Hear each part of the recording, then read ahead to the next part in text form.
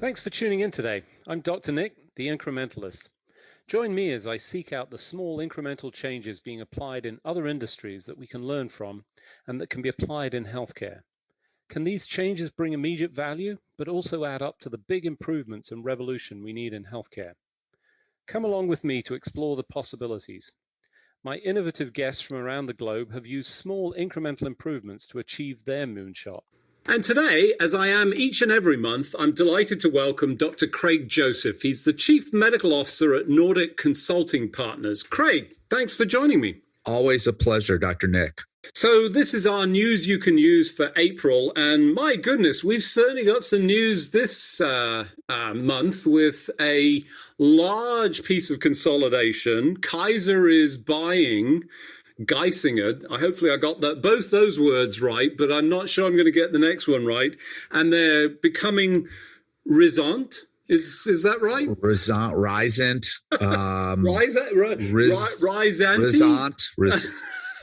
Risotto? I don't know.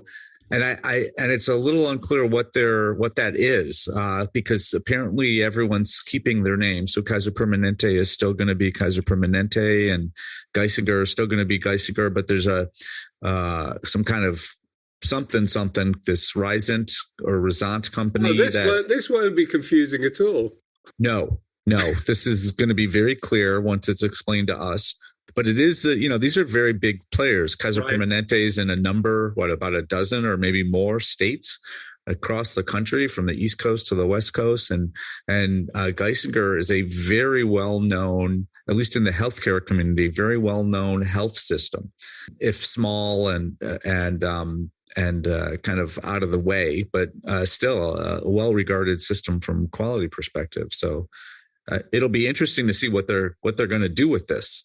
Yeah, so I mean, I saw the news as did you. I think I had a number of initial thoughts. I mean, the first one, and for anybody that has ever been to Geisinger, not as a patient, so that's people that don't live in the area, it is pretty isolated. It's not easy. I mean, there is no airport that I know of that's near to this organization, because it's sort of in the hills, is my best sort of analogy, which gives me pause in all of this. Why Geisinger? And, to be clear, I think they have a fantastic reputation from a quality standpoint. They put out some amazing research. They've done, really impressive things. But if you were going to expand, why this isolated facility, do you think? Well, there was a hint that this company, again, I'm going to call it Risant. I'm not sure that's exactly how I should be calling it, but I'm going to choose to call it that until I'm told otherwise. They're going to concentrate in value-based care. And just so that we're all on the same page, traditionally and often in the United States today, physicians and hospitals are paid on a fee-for-service basis, meaning if someone's sick and they come to the office, you get paid. And if someone is sick and needs to go into the hospital gets paid. And another way of paying for healthcare services is from the perspective of value, meaning, hey, if you practice high quality care, however you define that, then you get paid either more or you get paid at all. And to do that, to get paid, to get reimbursed based on value that you offer to either the insurance company or to the patient or to both, you have to be really good at what you do. And you have to make sure that your doctors and nurses and operations folks are really at the top of their game. And we certainly know that Kaiser is good at that. That's how they operate for the vast majority of their members or patients. And I think that certainly other organizations like Geisinger are also good at that. There's not a lot. Right. So there's not dozens and dozens of healthcare systems that you would say, yeah, they're nationally known for providing value and putting their money where their mouth is and taking financial risk to say that, hey, we know that we do a better job at this type of care or for this operation than some of our competitors do. And if we don't perform, and the outcomes aren't there, then we're willing to take a hit from the money. And so maybe that's why this makes sense So to this them. is a like with like merger. I think you were certainly one of the early commenters that said, "Well, okay, that's great. You guys are both doing the same thing, but all we've done is consolidated, and we've lost." I'm going to call it competition, albeit they're on different coasts and whatever. And wouldn't it be better to sort of spread some of the good capabilities that you see? I mean, my sort of I don't know. I'm a little bit mixed on this consolidation. Is it really good for patients when you lose another competitor in the marketplace? I'm not so sure. We've seen lots of loss of competitors. I think no more buying of bed linen anymore. Bed Bath and Beyond is gone. So that competition, and that's a whole history in its own making. But is this a good thing? I'm not so sure, or at least I don't know that I feel it as a good thing, even if it's the combination of two really good systems. Yeah, well, welcome to the club of not knowing the future. Certainly. Oh, thank you very much. Yeah, certainly. I mean, I know that you have high expectations for my future telling, and yes. I appreciate that. And also, I've never been wrong in making predictions. So I appreciate you noting that as well. Oh, wait, I just noted it. Well, someone noted. I heard someone say that I'm never wrong. That's what I'm going to go with. However, I don't know. I think the worry is very real, and I think that's in all aspects, healthcare or not. Is more competition better, or can you now, when you start to get some scale, can you actually make a bigger dent? And as we said, both of these are excellent organizations with reputations for very high quality. And so is there something that they can do together under one roof that they couldn't do apart? But of course, the risk is, especially if the answer is yes, they can, that then ultimately, can they charge more for that? Or will they start to decrease the amount of money that they're putting into some of the quality endeavors because they don't need to? And it becomes, there's less competition. So hence everyone can kind of let their guard down. So it remains to be seen. Of course, this has to be approved by the federal authorities. This will be a big consolidation. And I think they're going to certainly ask the question that you just asked as well. I'm not sure what their answer is going to be, though. Well, let's be clear. In terms of your answers and your predictions, we capture all of those and send them to Future Me. If you're not familiar with that website, you should use it all the time because it's very helpful to keep track of these predictions that you make. And you can set a timeline for when you get an email back saying, well, Craig said this was going to happen by this day. And you realize, of course, he was wrong as usual. But I would just recommend you incorporate that into your sort of general workflow. When it comes to Geisinger and Rizant, I'm sorry, I don't know why. That's the way I want to pronounce it. I'm thinking they'll consolidate so they create more and, potentially could do it at lower cost. We've seen people sent to other countries from this country for care, for drugs even. Perhaps this is a domestic version of this. And, we see it, I guess, in other places, in other systems that have, a reputation for high quality. Is there some scope that this would, consolidation down to a single system that's just doing brilliantly might be also a end trajectory, but nobody likes that idea in this country, I don't think. I think you're right. Hooray, yes. Oh, did I say that out loud? Yes, you did. It's recorded. It's there for posterity. I'm sorry. I sent it to Future Me. I thought I was talking. I thought that was an internal conversation. I get those confused sometimes. Sorry about that, Dr. Nick. You kind of think about it as medical tourism, but there's certainly big companies, I'm thinking Walmart as one of them, that has looked into the quality and the financial savings potentially associated with sending their employees or their covered, their covered folks with the insurance, sending them across the country for specific kinds of treatments or operations. So imagine open heart surgery. Walmart has decided, and I think Geisinger might be one of the hospitals or the hospital.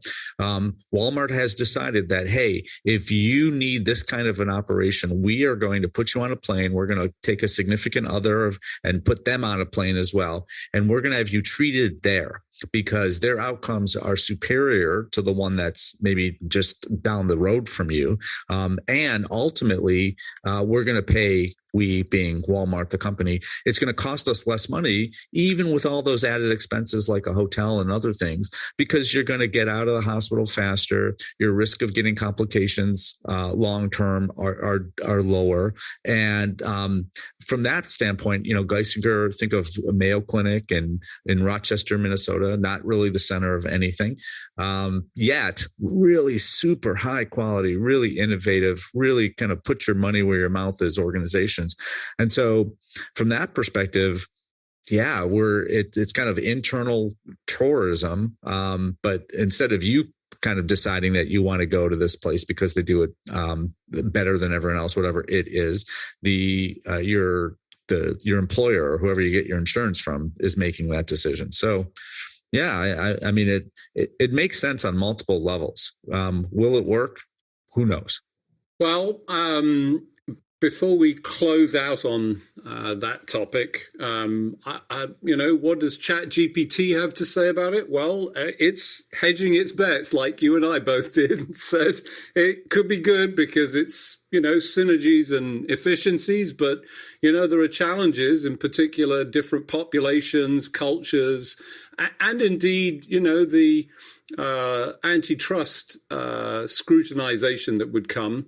It will boil down to execution, as it does with many things. But once again, ChatGPT comes out, probably summarized it better than you and I did this time. For those of you just listening, I'm Dr. Nick, the Incrementalist. Today I'm talking to Dr. Craig Joseph. He is the Chief Medical Officer at Nordic Consulting Partners. We're on our News You Can Use for April this year.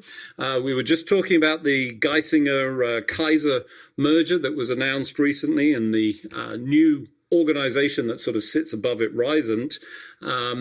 Let's move on.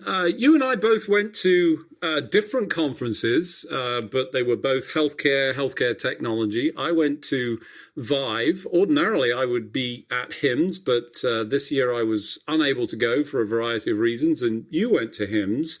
For the benefit of the listeners, maybe I can give a quick summary of what I thought of the Vive experience. I think, once again, they did a really good job of blending the commercial aspects of a conference and the educational experiences. They had some great people on stage. They certainly do a fantastic production. There's no question the sort of experience, the way it was all held.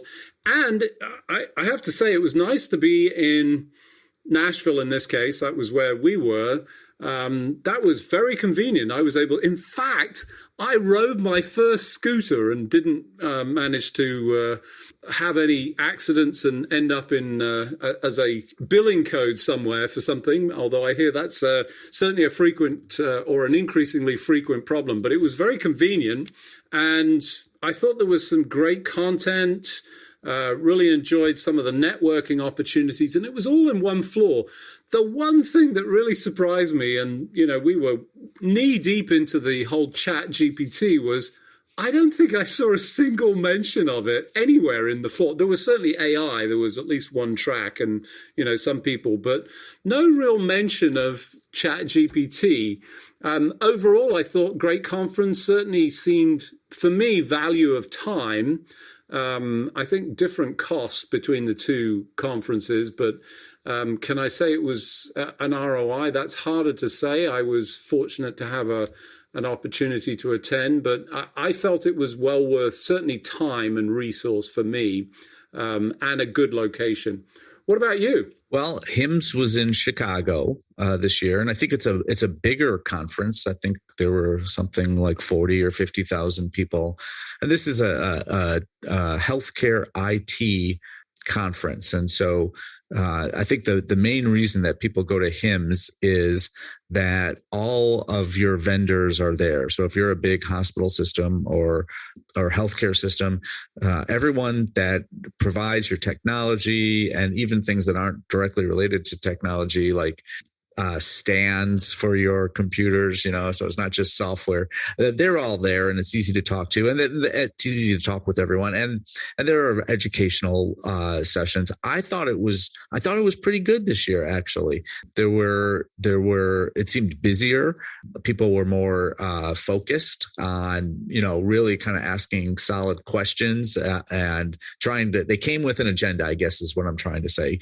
I represented my employer, so I was in the booth from time to time, and then I was also walking around from time to time, and so kind of saw both sides. And I thought it was good. I think there was a lot of positivity. I did not ride a scooter, and I will continue to not ride a scooter because the chances of me becoming a billing code are exceedingly high. And there's actually codes not only for billing, but for accidents. There's a whole, as you may know, a whole list of ICD-10 codes for accidents. And I would probably be described by 3 or 4 of those if I were to go on that. So I'm gonna tell you no. With respect to Chat GPT, it was everywhere. It was everywhere at HIMSS. So there were formal announcements of the OpenAI technology being incorporated into electronic health records by one of the biggest vendors out there. And so this concept of generative AI was really really a big deal last week or a few weeks ago at HIMSS. Yeah, I to be clear, one of the reasons that the scooters were a thing for me was it was actually pretty safe. There was I think they were bike lanes, although I didn't see any bicycles. What I saw was lots of people with scooters. And I've been to Chicago. I used to go every year to RSNA, and boy, I would not want to. Oh, and by the way, you had snow, didn't you, in Chicago for yours? We didn't. We had really nice weather. We actually missed. I think I missed the snow by one day. So I think the conference started Monday, and it was like Sunday night, Monday morning, maybe, where there was some snow.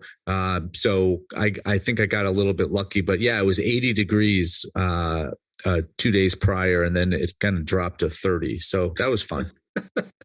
Wow, exciting. So front and center, ChatGPT is delivering all this value proposition. And I got to say, I mean, you and I are both, I think, fans of the potential in this space. I don't think we disagree much on the potential. And in fact, you have seen... I'm going to say you've learned something from ChatGPT in terms of what it can bring to the patient experience, right? Yeah, one of the certainly we all, I think, by now know that this technology is good at summarizing for humans. So kind of taking a large amount of data and or a large number of words and making it make sense. An aspect that I was just fascinated with, I read an article where someone fed some patient information into something similar to ChatGPT, or essentially a private version, because you certainly don't want to upload personal health information into ChatGPT, because the way it's set up for the public is that's going to be for everyone to see. However, they did this for an imaginary 10-year-old who newly diagnosed with diabetes mellitus, and one of the asks of the AI was to write a summary of what happened, how the patient got to where they were, and make it age appropriate. And again, this is a 10-year-old. So, hey, write a few paragraphs to tell the 10-year-old what happened and why it happened, and summarize what's going to happen in the future. And one of the first sentences that this AI wrote was, "You should know, Johnny, that this is not your fault. That you didn't do anything to make this diabetes happen. It's not because you were being bad or you were eating sugar. Those are not reasons that you got diabetes. It just happens to some people." And that's true. And so good on OpenAI for making functionality like that. But that is not something that I would have thought of to when if you would have given me that assignment as a physician, I would not have said that. I would not have put that in there because I would not have thought that a 10-year-old could reasonably think that they were responsible for getting diabetes. Why? Because I wasn't thinking. Because of course they're going to think that they did something wrong. I mean, that makes complete sense to me from a 10-year-old's head. And I even as a pediatrician, I wasn't in that 10-year-old's head as well as I should have been. So just that kind of an aspect, that empathy that the AI somehow has was just amazing to me. And I think there's a lot that humans can learn from an AI like this, and can add and make sure that we're always kind of, hey, did you think about this? When often we haven't. Yeah, I've got to say, it sort of re-emphasizes for me the point that I've been trying to make. I mean, we've seen this sort of the letter that's been circulated, a bunch of people have signed, halt all progress and so forth. And, I think that's entirely wrong. And for me, you have captured the essence of one of the great opportunities here.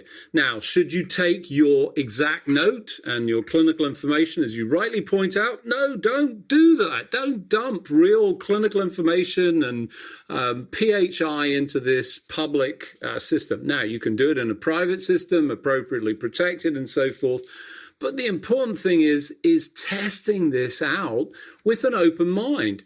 And as you rightly highlighted here, it came back with something that I think would change your clinical behavior and the way that you interact with patients. And not just for that 10-year-old, but, that would be across potentially a larger. And the contribution to me is this ongoing learning, which we all have. I mean, at least I do. I'm always learning each and every day. And I use it as this sort of bounce off. It gives me thoughts and ideas that I might not necessarily have had. I just, wouldn't phrase things necessarily. It just brings this tremendous amount of value.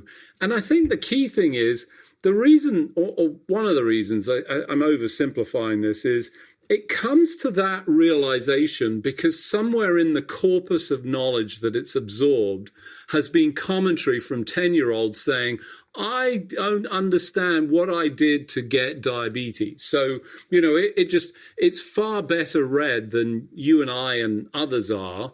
But it still gets things wrong and has all of the challenges, but it brings this enormous value. So I'm continue to be excited about this and, looking forward to where all of this is going. I think we're going to see more of it. My question is, what do you think you'll see in the balance of, the conferences upcoming? Are we going to see more and more of this, or is it just going to peter out like a lot of these is it at the top of the hype cycle, or is it perhaps in, or maybe it is at the top, but it's going to progress through that whole trough and disappear, not disappear, but continue into the future? Here's you're going to hear it. You heard it here first. I don't think this thing is on the hype. On the hype curve. It's not hype. It's real. And it's here and it's working. And that was the big announcement at HIMSS, that one of the biggest electronic health record vendors in the country, the world, has already incorporated it in an experimental way with 3 of their customers, incorporated it into physician workflow to say, hey, physician, you have to send a message back to a patient who asked about results, who asked about certain symptoms. And they've got the protections in so that the AI can, I think, have access to some of that information in a safe and kind of walled way. That is happening today with 3 big clients in the US. So I don't think this is hype, I have to say. And so hence, I don't think it belongs on the hype scale or I don't think it's going to go up. I don't think it's going to go down. I think it's just, wow, this stuff works now, and we haven't even really started to finagle with it. So yeah, I think it's going to be it's going to be with us for a long, long time. Chat GPT is here, folks. Unfortunately, as we do each and every week, we've run out of time. Thanks again, as always, Craig, for joining me on the show. Always a pleasure. Thanks for joining me today. Do you have any better ideas, or have you found a small incremental change that's brought about a big improvement in your world? Let's continue the conversation on our hashtag, The Incrementalist, or share with me at Dr. Nick1 on Twitter. You can find more information about the show on our program page at healthcarenowradio.com. And tune in next time to hear my discussions with leaders and innovators from around the globe who've revolutionized their space by using small incremental improvements to achieve their moonshot. I'm Dr. Nick, the Incrementalist, and I'm starting a revolution through evolution.